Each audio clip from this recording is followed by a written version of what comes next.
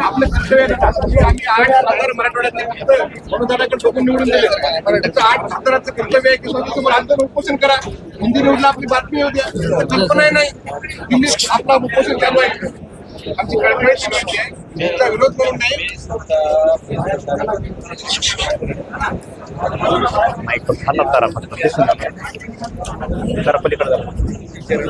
सरकार स्तरावर कुठलाच निर्णय का होत नाही?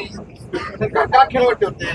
तुम्ही उपोषण करा, संसदेसमोर मुद्दा मांडा, संसदेच्या बाहेर उपोषण करा. तुम्ही मराठवाड्यातले खासदार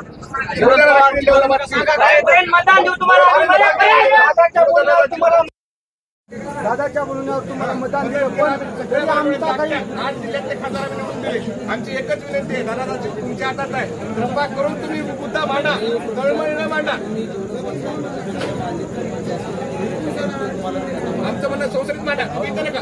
संसदेत म्हणणं मांडा, संसदेमध्ये म्हणणं मांडा, संसदेत म्हणणं मांडा. बऱ्याच खासदारांनी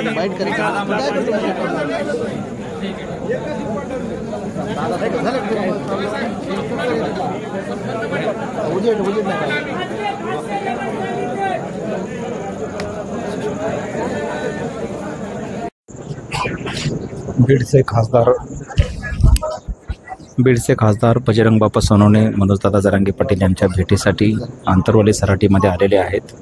संघर्ष होता मनोजदादा जरांगे पाटील यांचं कठोर असं आमरण उपोषण सुरू आहे. दादांची प्रकृती खालावलेली आहे. या ठिकाणी आपण पाहतो आहोत की आंतरवाली सराटीमध्ये प्रचंड संख्येने मोठ्या प्रमाणात नागरिक या ठिकाणी उपस्थित आहेत आणि 6व्या दिवशी या ठिकाणी आज बीडचे खासदार बजरंग बाप्पा सोनवणे या ठिकाणी आलेले आहेत. दादांसोबत त्यांची सविस्तर चर्चा या ठिकाणी सुरू आहे. आपण पाहतोय ते त्यांच्या प्रकृतीची विचारपूस करत आहेत आणि या ठिकाणी मनोजदादा जरांगे पाटील आणि बजरंग बाप्पा सोनवणे यांची ही भेट आपण या ठिकाणी पाहत आहोत.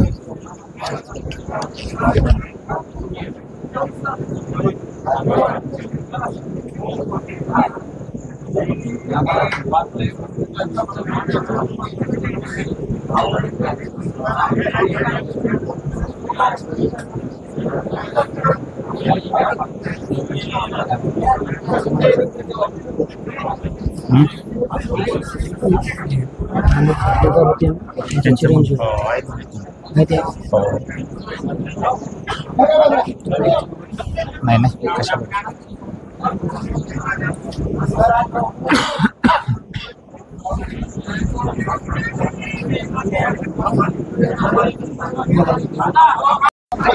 थांबाव साहेब, काय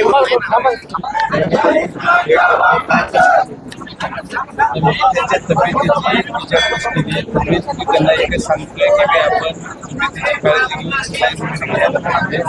त्यांच्या मागण्या त्यापेक्षा समाज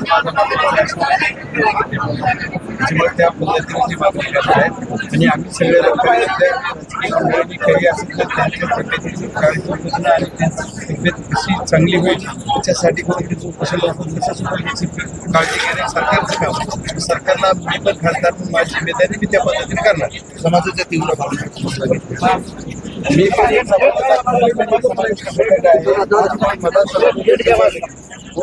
समाजाच्या भावना ही तीव्रच आहे.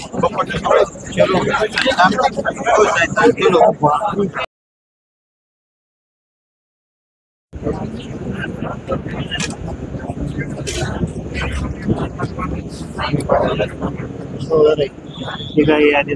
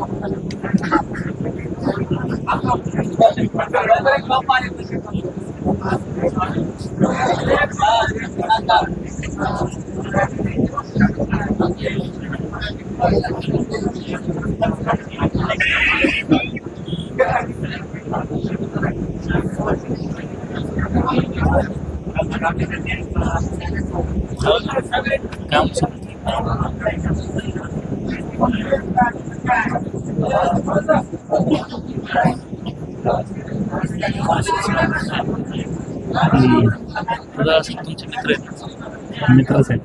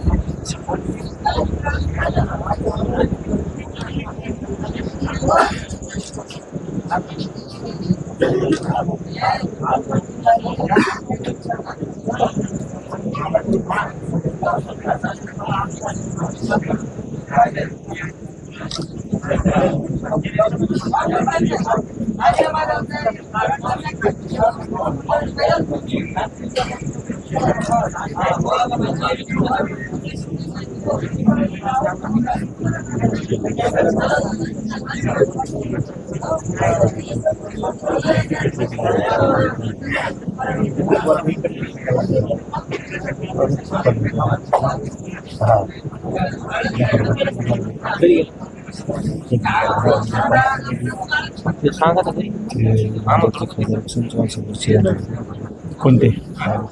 बरं बरं.